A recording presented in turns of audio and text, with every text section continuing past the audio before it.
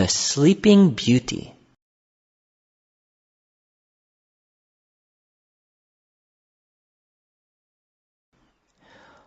Once upon a time, there was a king and queen who for a very long time had no children.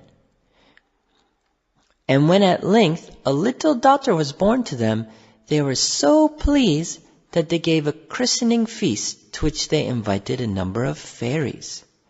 But, unfortunately, they left out one rather cross old fairy, and she was so angry that she said the princess should die when she reached the age of 16 by pricking her hand with a spindle.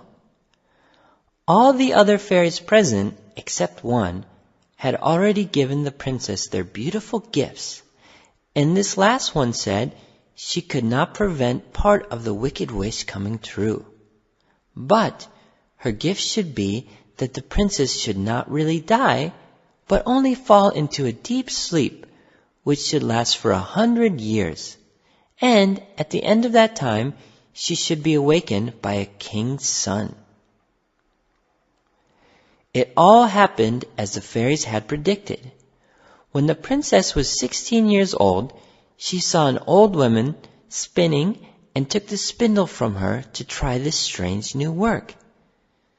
Instantly she pricked her hand and fell into a deep sleep, as did everyone else in the palace.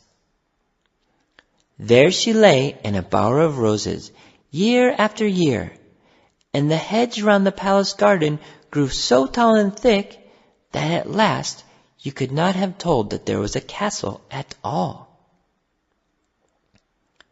At the end of the 100 years, a king's son heard of the castle and the enchanted princess who lay asleep there, and determined to rescue her.